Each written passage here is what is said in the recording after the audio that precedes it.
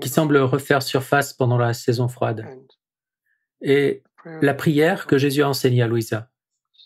Disons donc, Notre Père qui es aux cieux, que ton nom soit sanctifié, que ton règne vienne, que ta volonté soit faite sur la terre comme au ciel. Donne-nous aujourd'hui notre pain quotidien. Pardonne-nous nos offenses, comme nous pardonnons à ceux qui nous ont offensés. Et ne nous laisse pas entrer en tentation, mais délivre-nous du mal. Je me fonds dans la divine volonté et je demande à l'Esprit Saint qui donne la vie d'étendre son souffle et son baume guérisseur sur les personnes atteintes par le coronavirus. Que ce souffle divin les pénètre, les guérisse, afin qu'ils puissent grandir dans l'amour et la connaissance de la divine volonté et être les promoteurs de ces doctrines.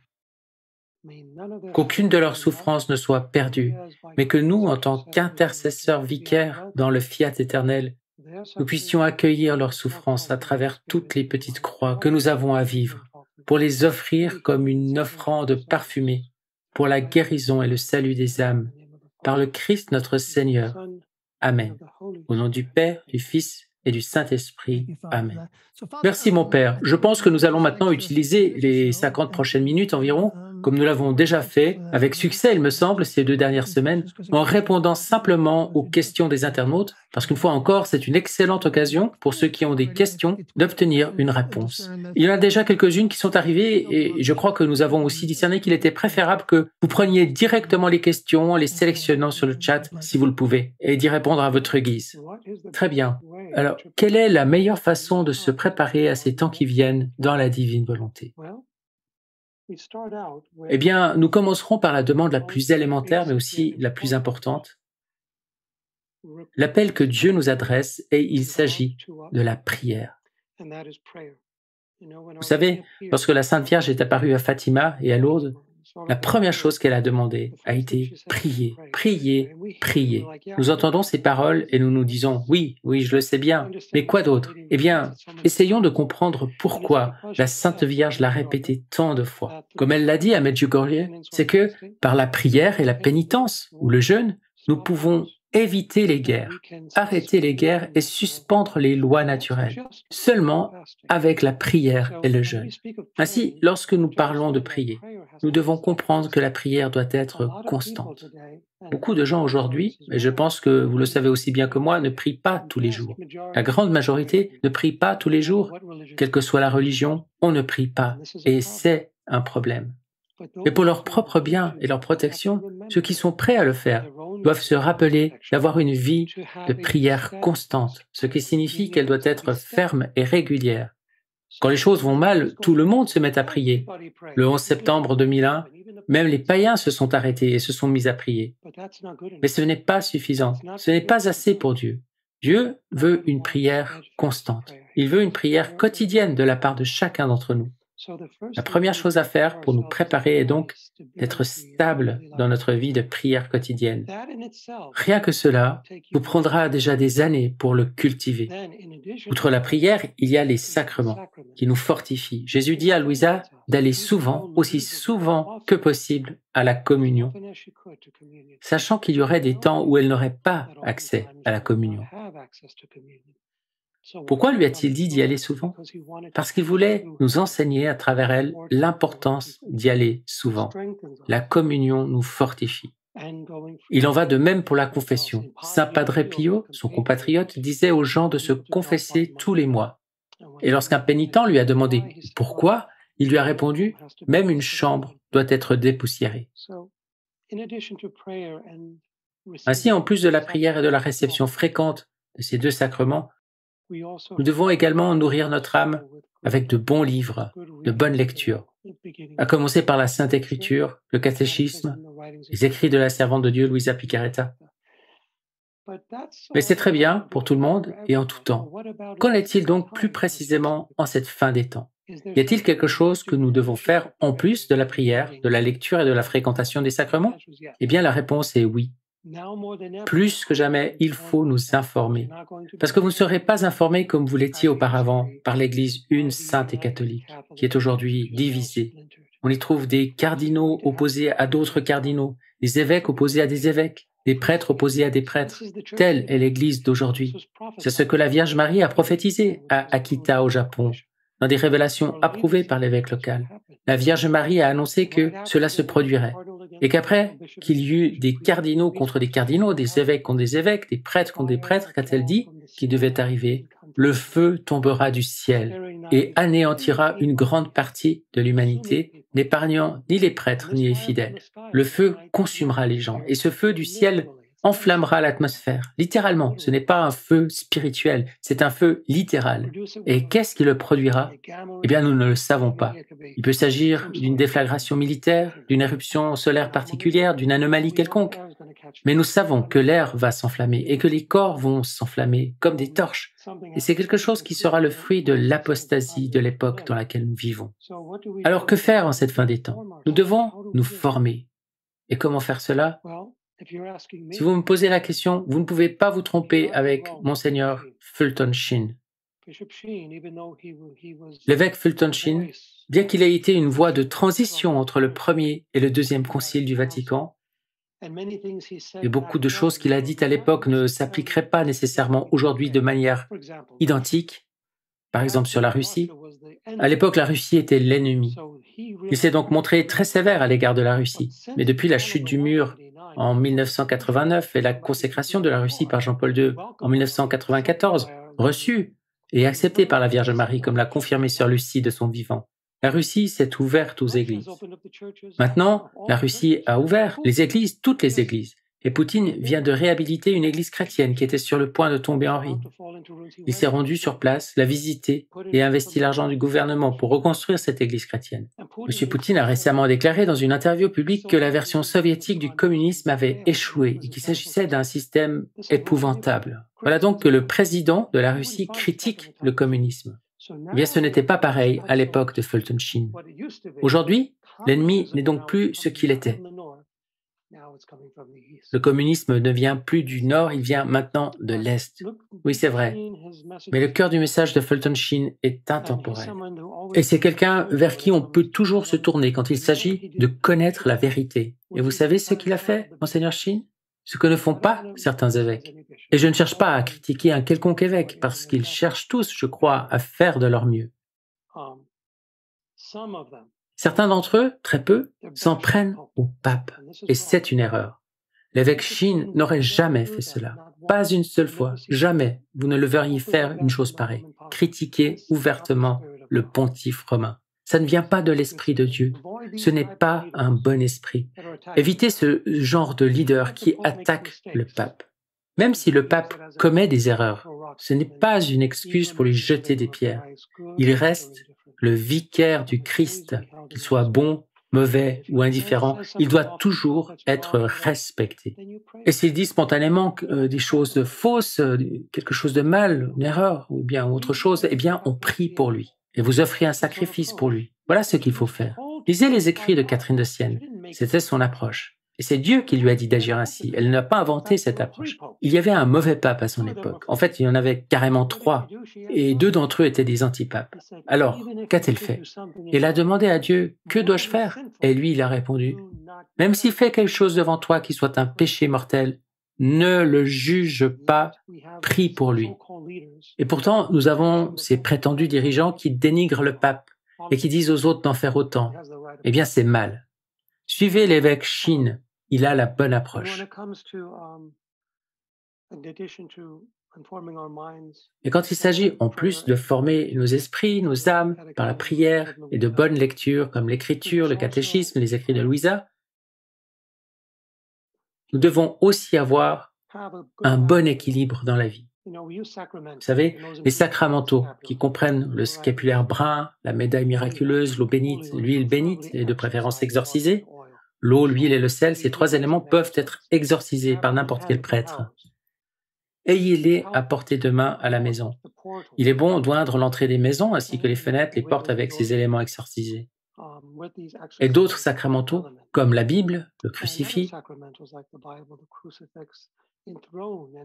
intronisez et bénissez vos maisons en les consacrant au Sacré-Cœur et au Cœur Immaculé de Marie.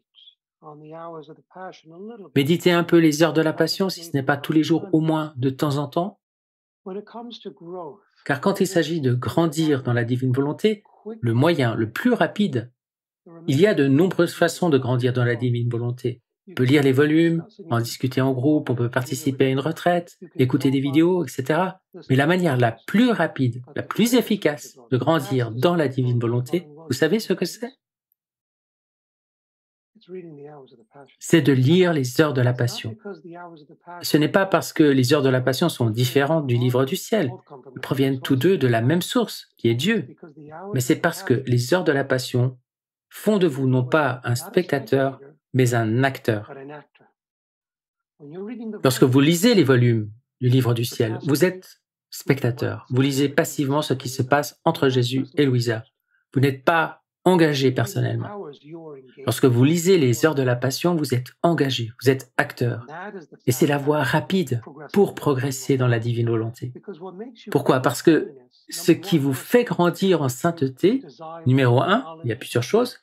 La vertu, le désir, la connaissance, ce sont les facteurs qui vous aident à grandir, mais le plus puissant, je dirais le plus formidable de ces trois, vertu, connaissance et désir, eh bien, c'est le désir. Et comment faire pour augmenter son désir? Permettez-moi de vous poser cette question. Entre toutes les dévotions qui vous sont données, comment pouvez-vous augmenter votre désir le plus rapidement? C'est en méditant sur quelque chose qui vous fait participer. Parce que si vous regardez passivement, vous n'êtes pas vraiment engagé. Votre désir, alors, c'est un peu comme conduire en deuxième, peut-être à 30 miles à l'heure, même si en Italie, on roule à 80 en deuxième.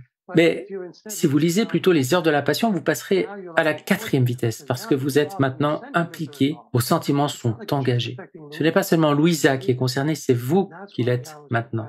C'est pourquoi les heures de la Passion sont si puissantes. Et c'est pourquoi Jésus a dit, partout où on lira ces textes, je protégerai ces personnes, et je protégerai les lieux où elles résident, du moins en partie. Donc, si vous voulez vous protéger, prenez les heures de la Passion, lisez-les en y participant activement. Cela vous transformera.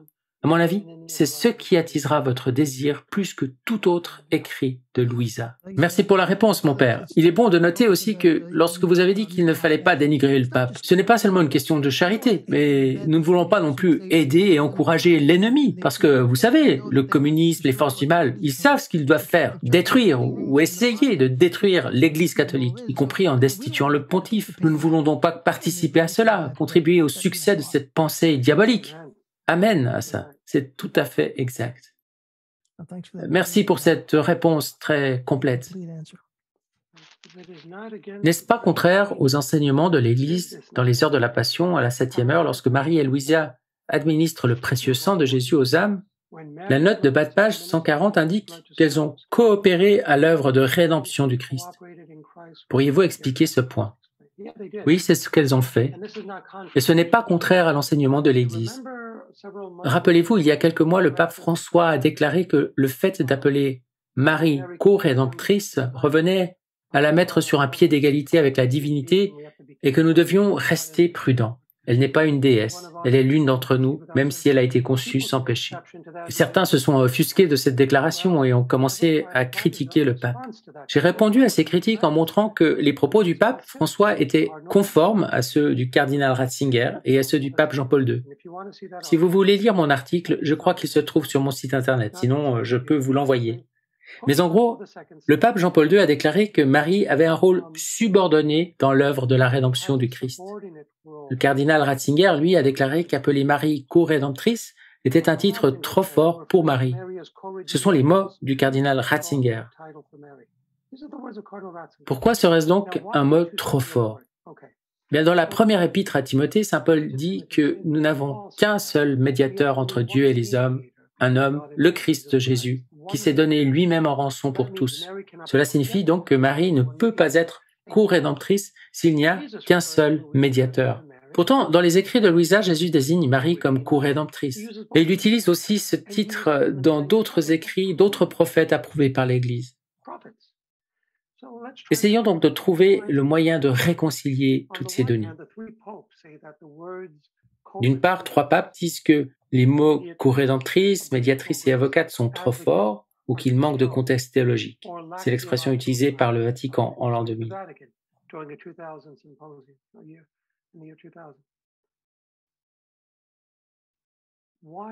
Pourquoi Jésus ne voit-il donc pas d'inconvénient à appeler Marie par ces titres?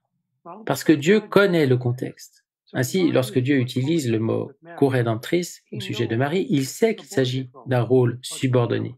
Mais nous ne le savons pas, il faut nous l'expliquer. Les papes, donc, nous protègent contre une mauvaise compréhension du titre. Alors que Dieu n'a pas besoin d'être protégé parce qu'il sait tout. Il peut donc l'utiliser sans problème. Alors comment comprendre ce mot co-rédemptrice dans cette note 140 de la 7e heure de la Passion où Marie et Louisa administrent le sang de Jésus et participent à l'œuvre de co-rédemption ou coopèrent à l'œuvre de rédemption du Christ?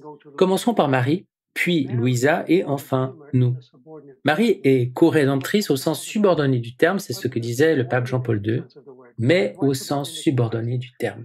Pourquoi subordonné au Christ? Parce que Marie devait être rachetée par le Christ. Bien sûr, le Christ n'a pas besoin d'être racheté, il est Dieu. Marie, elle, par contre, devait être rachetée. Mais de quoi? Eh bien, du péché originel. Si vous lisez les écrits dictés par Marie à Louisa, vous savez, la Vierge Marie dans le royaume de la divine volonté, Marie dit que lorsque son germe est venu à l'existence, lorsque Joachim et Anne l'ont conçu, et vous savez, et c'est peut-être le fait le plus important, ils ont été le plus grand couple qui ait jamais existé dans l'histoire de l'humanité.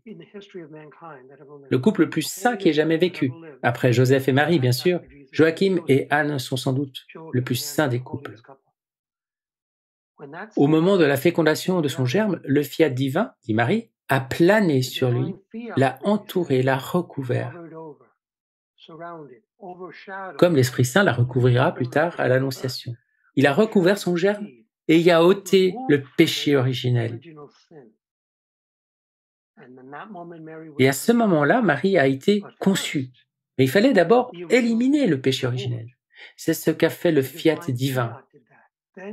Puis l'âme de Marie a été infusée. Il s'est donc écoulé une nanoseconde entre le moment où le zygote a existé, avant la première segmentation, et le moment où l'âme de Marie a été présente.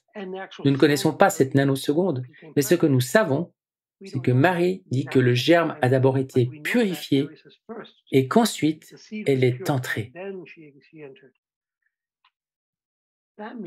Cela signifie que le péché originel a dû être enlevé. Qui l'a fait? Eh bien, c'est Jésus-Christ qui a racheté Marie. C'est lui qui l'a fait. On dit que cette grâce singulière de l'Immaculée Conception lui a été accordée en vue des mérites du Christ, mérites qui sont intemporels. Le Christ, même s'il n'était pas encore conçu en Marie, donnait déjà ses grâces à celle-ci, ainsi qu'à tous les patriarches et prophètes avant elle. C'est ainsi qu'ils ont été sauvés, même s'ils sont venus avant le Christ. Ainsi donc, si Marie a dû être rachetée, elle ne peut pas être au même niveau de rédempteur que le Christ, qui n'a pas eu besoin d'être racheté. Et nous entrons dans cette même catégorie, nous. Nous avons besoin d'être rachetés. Pas tant du péché originel. En fait, de cela aussi, bien sûr, et c'est le baptême qui nous l'enlève. Pas comme dans le cas de Marie dès le sein de notre mère. Mais nous avons également besoin d'être rachetés de tous nos péchés actuels, ceux qui surviennent après notre conception, notre naissance et que nous ayons atteint l'âge de raison. Gardant cela en tête, nous pouvons tous être co-rédempteurs comme Louisa avec le Christ. Et cela ne contredit pas l'enseignement de l'Église lorsqu'il est compris en ces termes. Mais si vous souhaitez lire cet article sur les trois papes et leurs commentaires sur la rédemption, je peux vous l'envoyer. Question suivante. Y a-t-il une distinction à faire entre émotions douloureuses et souffrances intérieures? Oui, Jésus a enseigné à sainte Faustine à ne pas accorder trop d'importance aux émotions. C'est vrai, mais il lui parle aussi de ses propres souffrances intérieures. Oui, c'est un très bon point. Il y a bien une différence, une distinction à faire. Le mot émotion n'est pas aussi précis que le mot affection, avec un A, affection. L'affectivité est absolument essentielle pour avoir une relation intime avec Dieu. Que signifie cette affectivité? C'est la propension de l'âme à vivre intérieurement les expériences du Christ. C'est un peu comme si, par exemple, en lisant les Heures de la Passion, que se passe-t-il? Vous devenez un acteur. Et vous commencez à intérioriser et à assimiler tout ce que Jésus expérimente. Parfois, au point d'être saisi par ces émotions, à la volée, par accident en quelque sorte, parce qu'elles sont l'effet collatéral, si je puis dire, ou plutôt la conséquence de cette union réelle des volontés qui se produit en lisant les heures de la Passion. Parfois, cela déborde sur nos émotions, et c'est cela l'affectivité, d'accord? Ainsi, lorsque nous lisons les heures de la Passion et que nous pleurons, ou que nous frissonnons, ou que nous ressentons quelque chose physiquement, accueillons cela. Ne le recherchons pas. Nous n'avons pas besoin d'en faire l'expérience. La vie spirituelle ne dépend pas des sens. Mais parfois, elle les mobilise.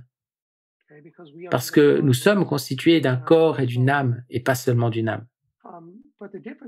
Mais la différence entre les émotions douloureuses et les souffrances intérieures, c'est que la souffrance, utilisons 3 mots différents pour bien comprendre. Peine, douleur et souffrance. 3 mots différents. Pour nous, ils sont synonymes, mais ils ne le sont pas. Et Louisa les utilise de manière interchangeable parce que sa grammaire était limitée et qu'elle ne faisait pas de différence entre ces 3 mots tout le temps. Elle les mélangeait, mais Jésus les utilise différemment. Chaque fois que Jésus parle de son état intérieur, c'est de douleur, sorrow en anglais, dont il s'agit. C'est pourquoi nous disons de la Sainte Mère qu'elle a enduré non pas cette souffrance, non pas cette peine, mais cette douleur. Elles sont intérieures et non extérieures. Marie n'a pas connu de souffrance physique. Elle n'a pas été flagellée, elle n'a pas été crucifiée, mais elle a tout vécu à l'intérieur. C'est pourquoi nous l'appelons la mère des douleurs, Mother of Sorrow. La douleur est immatérielle, elle est intérieure. La souffrance est extérieure, physique. Voilà la souffrance. Quant à la peine, eh bien c'est les deux. D'accord? Certaines personnes, selon les régions ou les langues, utilisent ces mots différemment, et c'est le cas en français. Mais dans toutes les langues, sorrow, qu'en français on traduit ici par douleur à cause de cette douleur de Marie, mais qui signifie aussi chagrin, tristesse, fait toujours référence à l'intériorité. En revanche, dans différentes régions au pays, le mot suffering, souffrance, désigne quelque chose d'externe, de physique, et dans un autre pays, ce sera plutôt le mot pain, qu'en français on traduirait volontiers par douleur, mais pour le distinguer, nous avons utilisé précédemment le mot peine. Suffering et pain sont donc interchangeables. Mais il y a un passage dans les heures de la Passion qui fait cette distinction et que je vais partager avec vous, si je peux le retrouver et si vous me donnez une seconde. Pendant que vous faites cela, mon père, je voudrais rappeler à tout le monde que si vous voulez poser une question au père Yanouti, veuillez utiliser la fonctionnalité de chat en bas de votre écran. Le père répondra à autant de questions que possible avant la fin du temps imparti. Le père sera aujourd'hui avec nous jusqu'à 22 heures, heure de côte Est, mais il est aussi possible d'écrire vos questions au père en passant par son site internet afin qu'il y réponde par ce biais. Voilà, ça se trouve dans le livre du ciel au volume 19, le 31 mai 1926. Et toujours dans le volume 19, le 6 juin 1926. Dans ces passages, Jésus évoque la souffrance qu'il a assumée dans son humanité pour satisfaire et racheter l'homme, faisant l'expérience de la douleur tristesse des 3 personnes inséparables de la Sainte Trinité. Ainsi, le Père et le Fils, le Père dans l'Esprit, éprouvent de la douleur, une douleur immatériel. Le Fils connaît la souffrance parce qu'il a un corps pour l'éprouver. Et seule la deuxième personne de la Trinité a assumé une nature passible, capable de souffrir. C'est pourquoi Jésus seul, et non le Père et l'Esprit, éprouve de la souffrance, alors que les 2 autres personnes n'éprouvent que cette douleur tristesse, et c'est ce que l'on retrouve donc dans le volume 19, le 31 mai 1926 et le 6 juin 1926. Et Jésus va jusqu'à dire qu'il implore plus de souffrance, mais il ne dit pas plus de douleur.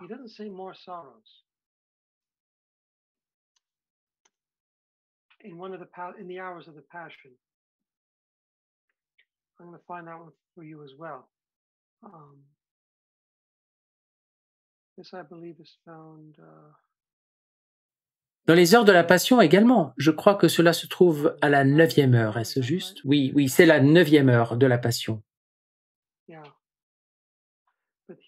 Il dit à Louisa qu'il pouvait supporter des souffrances illimitées, mais qu'il ne pouvait pas supporter certaines douleurs. Quelles sont donc ces douleurs que Jésus ne pouvait pas supporter au cours des heures de la Passion? Eh bien, la perte des âmes. Cela lui a causé une douleur intérieure qui l'a poussé à crier « Éloigne de moi ce calice ».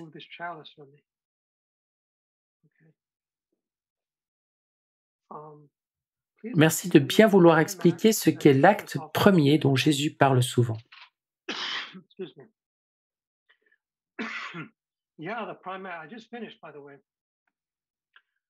Si j'ai une voix un peu enrouée, c'est que j'ai parlé avant cette émission pendant déjà plus d'une heure. Jésus parle de l'acte premier. Ce mot acte premier vient de saint Thomas. Plutôt, saint Thomas d'Aquin l'a utilisé. Il utilise acte premier et aussi mouvement premier, premier moteur. Son raisonnement est que tout ce qui existe dans l'univers est mu par un mouvement précédent. Ainsi, un mouvement met en mouvement d'autres objets et ce mouvement met en mouvement d'autres objets, etc. Il en déduit donc que puisque toutes les choses sont mises en mouvement par quelque chose qui lui précède, il doit bien y avoir au départ quelque chose qui a déclenché tout ce mécanisme, tout cet effet domino de mouvement. Et cela doit être le premier moteur ou acte premier qui est Dieu.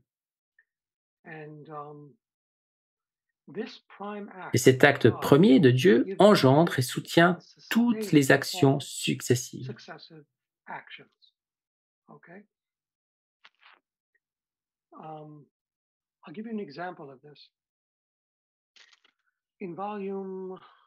Je vais vous donner un exemple. Dans le volume 18, 7 février 1926, Jésus dit « Ma volonté a été le premier acte de la créature humaine. La créature a eu son premier acte dans ma volonté. » Rappelez-vous du passage où Dieu dit à Louisa qu'il a créé Adam à partir de la poussière de la terre et qu'Adam ne savait pas comment faire ses premiers pas ou ses premiers actes. Dieu a dû les faire en Adam. Et Adam, comme un spectateur, une sorte de marionnette, regardait ses mains faire ceci et ses bras faire cela, et puis il s'est mis peu à peu à coopérer. Mais c'est Dieu qui faisait bouger Adam parce qu'Adam ne savait pas comment agir. Il n'avait jamais agi dans son corps auparavant. Même si Dieu lui avait donné la science infuse, il devait encore créer des liens entre son esprit et son corps, entre sa connaissance et ses actions, et Dieu l'aidait à le faire. Alors, laissez-moi trouver ce passage.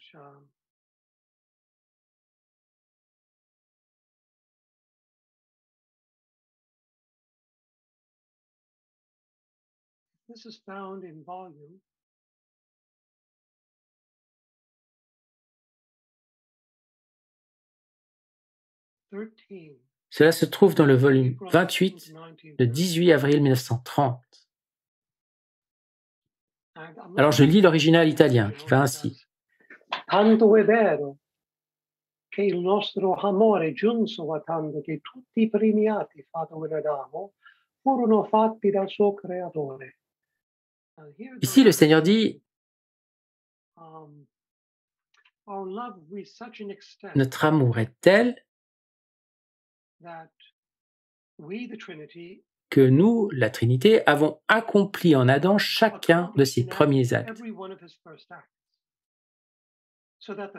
De sorte que le premier acte d'amour a été créé et accompli par nous en Adam.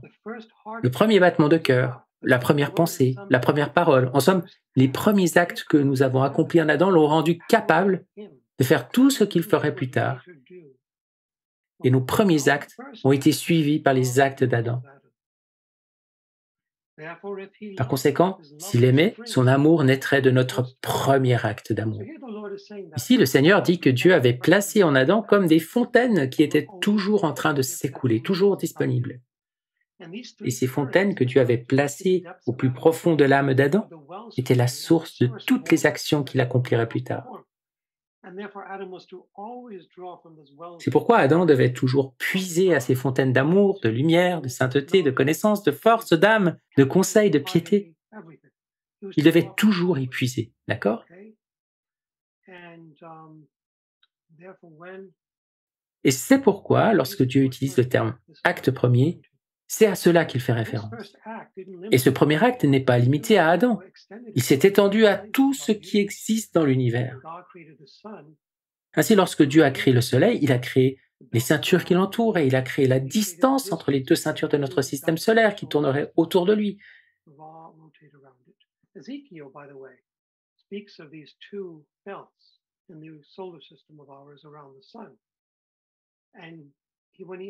Ézéchiel d'ailleurs parle de ces deux ceintures dans le système solaire, lorsqu'il a une vision des anges à 6 ailes, non à 4 ailes, qui règlent les 4 saisons de la Terre. Ils suivent le même chemin que ces deux ceintures orbitales. Et la distance qui les sépare est la même que celle qui sépare les deux ceintures orbitales de notre système solaire. Mais passons, ce que je veux dire, c'est que tout ce mouvement dans le cosmos a été mis en place par Dieu et reste soutenu par Dieu en permanence, en vertu de cet acte premier de Dieu que Dieu ne retire jamais. Si Dieu retirait cet acte premier de l'humanité, de la création, tout s'anéantirait, comme dans un trou noir, et serait absorbé dans les ténèbres. La seule chose qui maintient tout dans l'existence est cet acte premier. C'est ainsi que nous l'appelons aujourd'hui. Est-ce que la fête de l'Assomption est bien la fête de la divine volonté? Eh bien, la réponse simple est non. Maintenant, je dois nuancer un peu avant qu'on me jette des pierres dessus, parce que tout le monde proclame que l'Assomption est la fête de la divine volonté. Eh bien, je vous propose de simplement écouter les propos de Marie et vous jugerez par vous-même. Je vais donc retrouver ce passage. Ok, il s'agit du 31e jour de la Vierge Marie dans le royaume de la divine volonté. Encore une fois, je me réfère directement aux propos de Marie et non pas à des paroles d'autres personnes qui peuvent citer Louisa, se référer à Louisa et affirmer que c'est la fête de la divine volonté. Alors en fait, l'Assomption est la fête de la divine volonté régnant en Marie. Voilà la clé. En Marie. C'est la fête de la divine volonté en elle. Pourquoi est-ce que je dis cela? Eh bien, allons à ce passage. Allons au dernier paragraphe du 31e jour. Il s'agit de l'Assomption de Marie au ciel. Ce que nous célébrons le 15 août, la fête de l'Assomption. Elle dit: Enfant béni, tu dois savoir que ce fut la première fête à être célébrée dans le ciel en l'honneur de la divine volonté qui avait accompli tant de prodiges dans une âme, c'est-à-dire dans l'âme de Marie. C'est pourquoi, à mon entrée au ciel, la cour céleste célébra les choses belles et grandioses que la divine volonté peut accomplir dans une âme. Une telle fête ne s'est jamais répétée depuis. Ok, arrêtons-nous là. Si c'était la fête de la divine volonté, alors elle devrait être répétée chaque année. Mais Marie dit que depuis son Assomption, elle n'a jamais été répétée. C'est donc bien la fête en elle, vous voyez? C'est pour le ciel la fête de la divine volonté régnant en Marie. C'est la fête de la divine volonté régnant en elle avec tout le ciel. Voilà ce que c'est. Maintenant, pouvons-nous appliquer cela à nous tous ici sur Terre? Dire que cela s'applique à l'Église sur Terre? Eh bien, c'est un peu exagéré, car cela supposerait que cette divine volonté règne en nous tous. Or, nous ne pouvons pas supposer que la divine volonté règne en chacun de nous. Pour que cette fête ait lieu, il faut d'abord que son règne, son triomphe ait lieu. Mais pouvons-nous dire que la divine volonté règne en nous sur la terre en ce moment même? Je dirais que dans quelques âmes, oui, c'est le cas. Mais peut-on dire qu'il règne dans tous ceux qui lisent les écrits de Louisa? Eh bien, j'en fais le vœu, oui, je l'espère, mais je ne vais pas pousser la présomption à dire oui, c'est le cas, alors faisons-en notre jour de fête. Et cette expression, jour de fête, a été utilisée par Marie dans ce passage parce qu'il s'agissait de la première fois dans toute l'histoire de l'humanité qu'une créature humaine entrait au ciel avec la divine volonté régnant en elle complètement.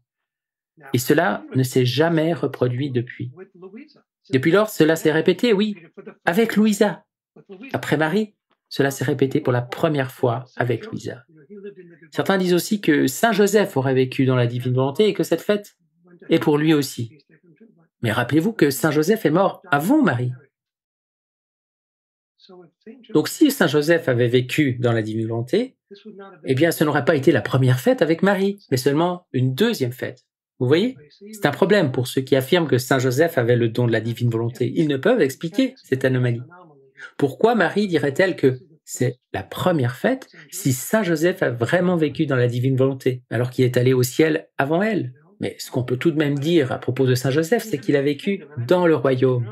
Et j'ai déjà eu l'occasion de le faire cette distinction. Joseph avait un don unique. Il n'a pas pu accomplir les actes divins de manière active, comme Jésus et Marie, mais il les a accomplis passivement, à partir des reflets de leurs actes divins. Il y a une réception. Nous accueillons le royaume de la divine volonté. Il a donc été introduit dans ce royaume, non pas en vertu de ses propres actes, mais en vertu des actes de Marie et de Jésus. D'accord? Alors pouvons-nous au moins considérer que du fait que Marie a été la première créature à entrer au ciel avec la divine volonté régnant en elle, cette fête célébrée pour elle et pour nous, une fête en devenir, une aspiration. Et oui, absolument, pourquoi pas. Mais nous devons faire très attention à la manière dont nous utilisons ces termes.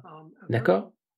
Un docteur très connu dans le monde hispanophone de la divine volonté enseigne qu'afin de réparer nos péchés, Jésus a dû se mettre littéralement à la place de chaque pécheur et a dû ressentir, par exemple, la luxure du violeur, la colère du scélérat, la haine du haineux.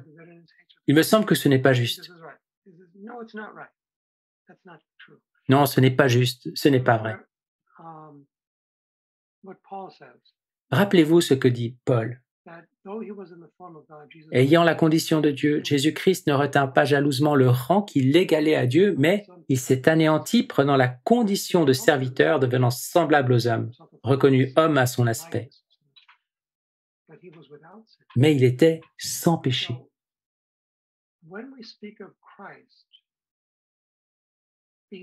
Alors quand on parle du Christ tenté, par exemple, dans le désert, ça ne provenait pas de son intérieur, mais c'était des tentations extérieures à lui. Et cela doit être bien clair. Le Christ n'a pas connu de tentation intérieure. Pourquoi?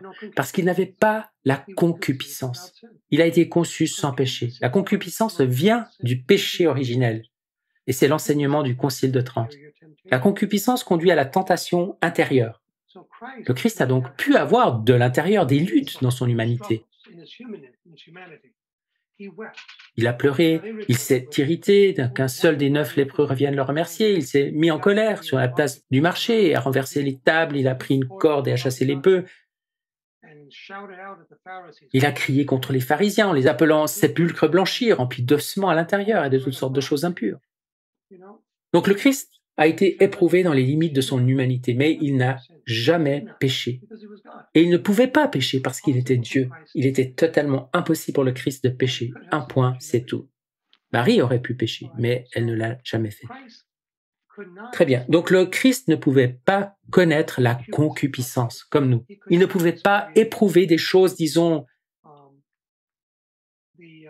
des choses haineuses comme « je veux tuer ce type ».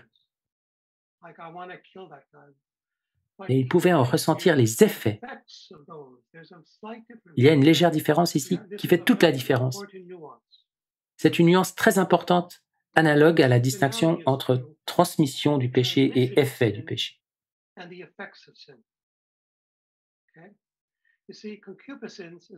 La concupiscence est le résultat de la transmission du péché originel d'un être humain à un autre. Elle est héritée. Nous héritons du péché originel par la naissance. Il est transmis par la conception.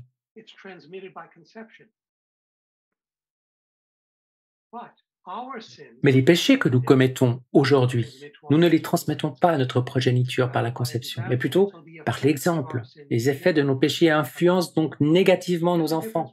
Voilà donc la différence entre transmission du mal et effet du mal.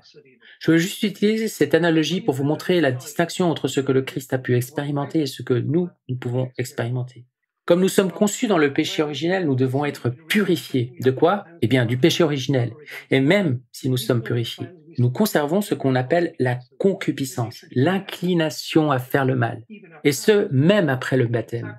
Et c'est pourquoi nous avons besoin des sacrements, nous avons besoin de la sainte mortification, etc. Lorsque nous sommes baptisés et que nous faisons quelque chose de mal, nous commettons un meurtre, nous volons et nous le faisons devant nos enfants, ou lorsque nous prenons des drogues et modifions l'ADN de nos enfants parce que nous abusons de notre corps et qu'en conséquence de cela, des bébés naissent avec des anomalies génétiques. Un tel enfant est-il blessé, lésé à cause de mon exemple, des effets de mes actions, ou parce que quelque chose lui a été transmis à travers mes actions? Pas transmis, mais par l'effet de mes actions. C'est la même chose pour le Christ. Le Christ a vécu de l'intérieur les effets de nos mauvaises actions, mais ne lui ont pas été transmises intérieurement comme le péché originel nous est transmis. Le Christ n'a donc pas cette contamination intérieure, où il serait tenté intérieurement, ce qui ne peut provenir que du péché originel. Il en est affecté de l'extérieur, parce que son amour, tellement plus grand que le nôtre, peut expérimenter par le biais d'une bilocation spirituelle ce que nous éprouvons. Rappelez-vous la rencontre entre Jésus et Marie, à 5 heures du soir, au début des heures de la Passion. Leurs cœurs sont fondus et il y a une sorte de bilocation entre eux. Ainsi, bien que Jésus ait pris congé d'elle et soit parti, elle le suit partout où il va et expérimente intérieurement tout ce qu'il expérimente sans même être à côté de lui. Comment cela est-il possible? Parce que leur amour était à ce point élevé qu'ils pouvaient presque faire de la télépathie. Ils ont probablement eu un lien télépathique, qui est un don de Dieu. Ils pouvaient savoir ce que l'autre vivait, non pas lire dans les pensées de l'autre, mais ressentir les affections et les souffrances de l'autre. Or, ceci n'est pas la même chose que de dire que, pour réparer le mal, il fallait que Jésus entre dans le mal des pécheurs pour l'expérimenter. Ce que dit le Christ dans les heures de la Passion, c'est qu'il a dû assumer l'état intérieur, l'état, pas les péchés, mais l'état des damnés, afin de racheter leurs actions. Qu'est-ce que cela signifie? Probablement que le Christ faisait référence à son agonie dans le jardin quand il a sué du sang. Que croyez-vous qu'il se soit passé à ce moment-là? Il assimilait dans son être tout entier tout ce qui allait être damné pour l'éternité.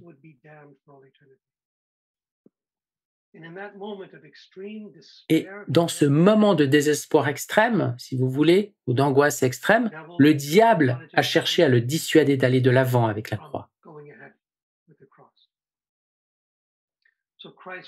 Le Christ s'est alors écrié: « Quel est le but de l'effusion de mon sang? Tant d'entre eux sont perdus. Cependant, non pas ma volonté, Père, mais que la tienne soit faite. » Le Christ a eu une vision de toutes les âmes, au point que ça lui a percé les capillaires de ses cellules et il s'est mis à saigner abondamment.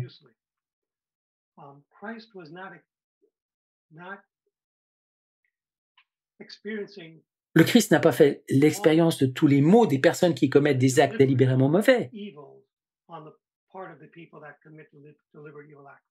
Car le Christ ne peut jamais consentir ni vouloir quoi que ce soit de mauvais. Mais il subissait plutôt les effets de ces délibérations et actions maléfiques des personnes malveillantes.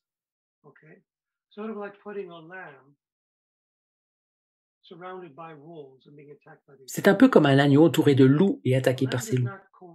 L'agneau subit tout le mal fomenté par ses loups. Mais cela ne signifie pas que l'agneau doit agir comme un loup ou qu'il doit participer aux actions des loups pour comprendre le mal des loups. Non.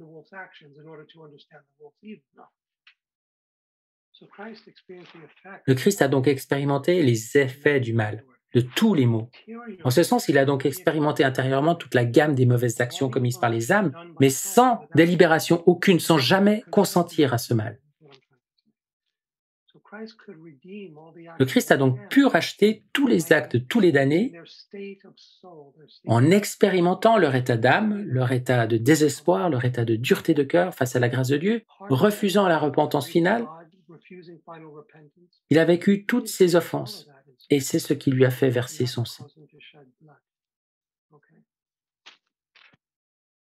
Une autre question. Les heures de la Passion sont si grandioses. C'est avec elles que j'ai commencé la divine volonté. Oui, c'est vraiment un merveilleux écrit. Dans le volume 13, le 29 octobre 1921, Jésus explique à Louisa qu'il a passé 3 heures en prison. Pourriez-vous expliquer ces 3 heures de prison relatées dans le livre du ciel par rapport à la prison qui ne dure qu'1 heure dans les heures de la Passion? Oui, bonne question. Vous vous souvenez, quand Louisa écrivait les 24 heures de la Passion, ou horloge de la Passion, elle ne faisait pas ça par cycle de 60 minutes. Ainsi, une de ces heures a peut-être duré 15 minutes en réalité, quand une autre heure a peut-être duré 2 heures et demie en réalité. Mais Louisa a mis l'accent sur un événement en particulier et lui a donné l'heure entière. Et c'est ainsi que même si Jésus a pu passer 3 heures entières dans cette prison, elle ne lui a accordé qu'une seule heure d'attention dans son horloge de la Passion. Par exemple, quand Jésus a été plongé dans les eaux putrides du Cédron, cela a peut-être duré seulement 30 minutes, disons. Alors, elle dispose de 30 minutes supplémentaires qui s'ajouteraient à un événement d'une autre heure. Louisa s'est donc arrangée pour que chaque heure soit un moment fort de la Passion, mais cela ne veut pas dire que l'événement en question a duré exactement 60 minutes.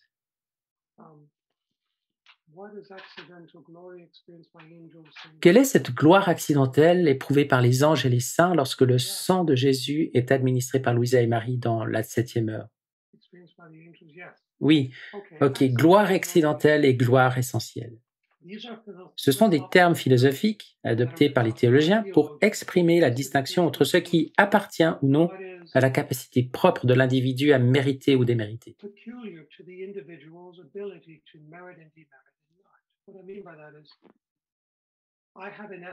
Ce que je veux dire par là, c'est que j'ai une essence et que vous avez une essence. L'essence, c'est ce qu'on appelle ousia en grec. En latin, on parle de substance, substantia. Or, ousia en grec signifie ce qui est propre à votre être, qui vous constitue en particulier et que personne ne pourra jamais remplacer pour vous. D'accord?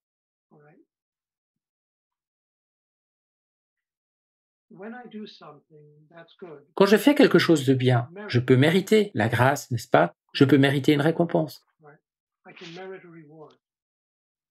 J'ajoute donc à ma propre gloire essentielle, à ma propre essence, grâce à mes bonnes actions. Donc si je donne aux pauvres, ou si je visite les malades, ou si je prie pour les morts, ou si je fais des choses que le Christ nous demande de faire, alors j'augmente ma récompense, mon mérite. Je le fais pour moi-même, d'accord? C'est la gloire essentielle. J'augmente ma propre gloire, ma gloire essentielle. Alors comment puis-je augmenter la gloire de quelqu'un d'autre, si seulement cela est possible? En fait, tant qu'ils sont sur Terre, je ne peux pas le faire à leur place. Mais ils peuvent le faire pour eux-mêmes, comme je l'ai dit. Sur Terre, on est seul à pouvoir le faire pour nous-mêmes. Mais qu'en est-il dans l'autre vie, après la mort? Ceux qui sont là-bas ne peuvent plus accumuler de mérite, car au ciel, le temps du mérite est terminé. Ils ne peuvent plus accroître leur propre gloire. Ils se tournent alors vers nous, sur la terre. Nous pouvons intercéder en faveur, par exemple, des âmes du purgatoire pour accélérer leur admission du purgatoire vers le ciel. Et cela, eh bien, c'est accroître leur gloire accidentelle. Pas leur gloire essentielle, car nous ne pouvons pas le faire à leur place. Mais nous pouvons poser des actes méritoires ici-bas à leur place, pour augmenter leur gloire accidentelle. Nous pouvons le faire pour eux, au ciel, depuis la terre. Nous ne pouvons pas le faire pour une autre âme sur terre, mais nous pouvons le faire pour une âme dans l'autre vie. Ceci parce que sur terre, nous sommes libres de dire oui ou non. Dans l'autre vie, nous ne le sommes plus. C'est pourquoi d'ailleurs, nous ne pouvons pas obtenir une indulgence plénière pour quelqu'un d'autre que soi qui se trouve encore sur terre, seulement pour une âme du purgatoire. Parce que sur la terre, nous avons le libre arbitre, et ce n'est pas contrôlable. Mais au ciel, le libre arbitre est déjà fixé. Donc quoi que je fasse pour quelqu'un dans l'autre vie, une bonne action pour les âmes du purgatoire et du paradis, cela augmentera leur gloire accidentelle. Et Luisa Picaretta faisait cela pour Saint Louis de Gonzague, qu'elle aimait particulièrement. Au jour de sa fête, elle offrait sa communion et tous ses actes unis à l'humanité du Christ. Et Jésus lui a confirmé qu'elle avait ainsi augmenté la gloire accidentelle de Saint Louis, à tel point qu'il ne pouvait plus le contenir et qu'elle avait débordé dans le ciel au profit de tous les bienheureux. Voilà donc ce qu'est la gloire accidentelle. C'est vraiment reconnaître que nous avons quelque chose que les anges et les saints, eux, au ciel, n'ont pas, la capacité d'accroître leur propre destinée. Ils sont fixés dans la gloire au ciel, mais nous pouvons accroître leur gloire encore plus, ce qu'ils ne peuvent pas faire par eux-mêmes. Et c'est cela l'essence de la gloire accidentelle. Je vous remercie.